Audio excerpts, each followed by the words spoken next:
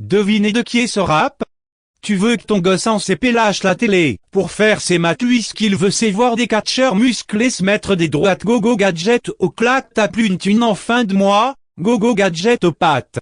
Si tu as réussi bravo tu as des goûts bien meilleurs que 90% des connards de ce pays, sourire. Eh bien, salut à tous et à toutes, aujourd'hui c'est Motor, donc se retrouver pour une théorie aujourd'hui qui sera une creepypasta, enfin un truc chelou qui parlera d'un homme robot. On va parler d'une théorie qui impacte l'inspecteur Gogo Gadgetto Mytho. C'est parti! Mais avant tout, j'aimerais préciser, pour ceux qui dorment au fond de la classe, qu'est-ce que l'inspecteur Gadget? Alors c'est une série télévisée d'animation qui est sortie en 86 épisodes de 22 minutes. C'était créé en 1983 par Bruno Bianchi, Andy Hayward et Jean Chapolin. Ça parle d'un inspecteur qui a des gadgets qui sauvent le monde et qui se bat contre un docteur très méchant. Alors honnêtement, ça a jamais impacté mon enfance, mais faut croire que ça en a impacté certaines.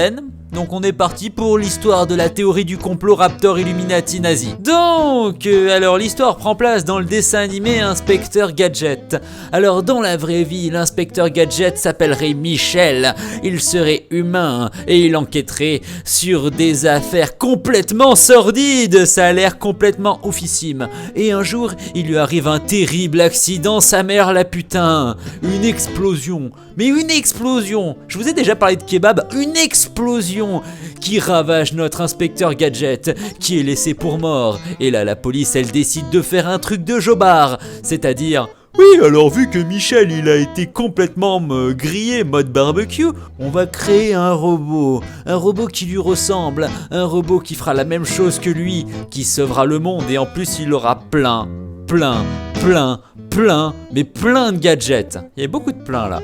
Donc, la police met en service Robocop du futur et oublie complètement Michel, l'ancien inspecteur Gadget, qui a fini au passage complètement défiguré, une moitié d'homme, et son cerveau a vrillé comme la chatte de ta sœur en soirée. Enfin bref, il est dans un piteux état. Et un jour, il se rend compte d'une chose, il a été remplacé par un clone robotique. Et là, il pète un boulon, il voit que le clone qui lui ressemble tout à fait se fait appeler Inspecteur Gadget. Du coup, là, notre ami Michel, là, il commence à psychoter sa race, genre un robot le remplace lui le grand Michel.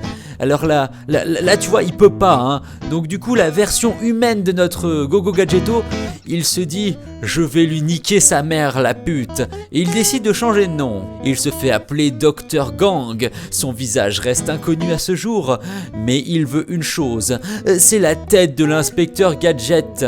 Oui, parce que la sienne est complètement éclatée, hein. C'est la vie. C'est donc ainsi que se termine cette théorie. Débriefing. Alors qu'est-ce que je pense de cette histoire? Alors déjà, je vais peut-être la résumer rapido pour ceux qui n'ont pas compris. Grosso modo, cette théorie explique l'identité du Dr Gang. Ah oui, parce que le Dr Gang est tout simplement un grand méchant, voire le grand méchant de Inspecteur Gadget, et sa particularité, c'est qu'on n'a jamais vu son visage.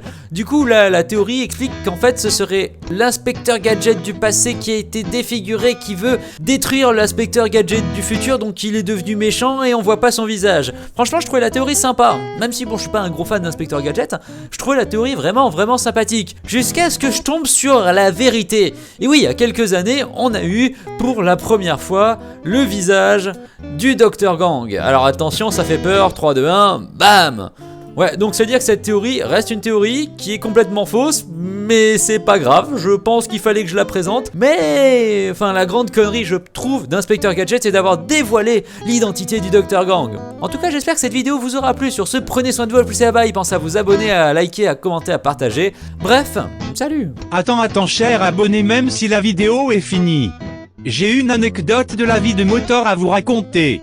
Il y a 4 ans, notre conteur préféré était bassiste dans un groupe de punk, et un jour un mec s'est pointé au studio en nous vantant ses qualités de grand guitariste metal MDR. En vérité, ce tocard ne savait jouer que le générique d'Inspecteur Gadget.